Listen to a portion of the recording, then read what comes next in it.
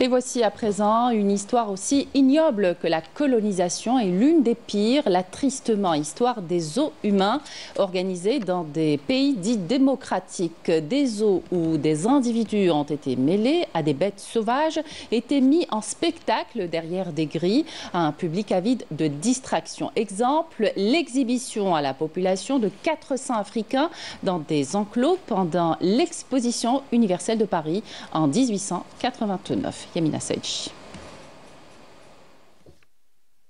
Le 5 mai 1889 restera une date sombre dans l'histoire de l'humanité, lors de l'exposition universelle de Paris. Un zoo humain fut organisé où 400 hommes, femmes et enfants originaires des colonies françaises furent exposés dans des cages en fer, sous prétexte de mettre en avant leur exotisme et leur culture. Ces personnes furent réduites à des objets de curiosité, humiliées et privées de leur dignité. Devant une foule insensible, ces individus furent contraints de mettre des costumes traditionnels et de créer des scènes de leur vie quotidienne sous le regard amusé des spectateurs. Les cages, au-delà de leur fonction physique, symbolisaient la déshumanisation et la brutalité du colonialisme français. Mais lorsqu'ils sont arrivés sur le lieu et qu'ils se trouvent exposés, rassemblés en un lieu, parqués comme des animaux, et puis on les a rendus un peu à l'état sauvage.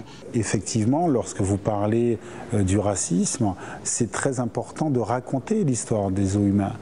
Parce que je dis aux enfants, vous savez, imaginez aujourd'hui qu'on vous emmène dans un parc et on vous montre des petits hommes verts. Eh bien, sachez quelque chose, si on vous dit que ces petits hommes verts sont sauvages et qu'il faut faire attention, il ne faut pas s'approcher d'eux, eh bien, le jour que vous allez voir au détour d'un chemin une famille de petits hommes verts, eh bien, vous allez avoir peur. Eh bien, c'est ça, le racisme. La France exploitait brutalement les peuples africains, les réduisant à l'esclavage et pillant leurs richesses pour bâtir un empire illusoire. Ce chapitre sombre de l'histoire de la France dévoile l'hypocrisie des discours coloniaux qui n'en laissaient derrière eux que pauvreté, destruction et oppression. Deuxièmement, ça permettait aux États de justifier les empires coloniaux. Parce que d'une certaine manière, vous démontriez à travers ça la richesse impériale, à travers les animaux, les hommes, les maisons reconstituées, mais surtout vous prouviez que vous dominiez ces populations. Un racisme et une cruauté sans limite se sont manifestés dans un zoo humain, présenté comme un laboratoire pour satisfaire la curiosité des anthropologues. Ce spectacle humiliant servait également à générer des profits grâce aux entrées payantes pour le public français. Plus choquant encore, les anthropologues justifiaient cette pratique par la facilitation de leurs recherches, réduisant ainsi l'être humain à un simple outil d'expérimentation. Cette démarche, aussi atroce soit-elle, s'inscrit dans la continuité des exactions françaises, oppression, exploitation et occupation des peuples colonisés.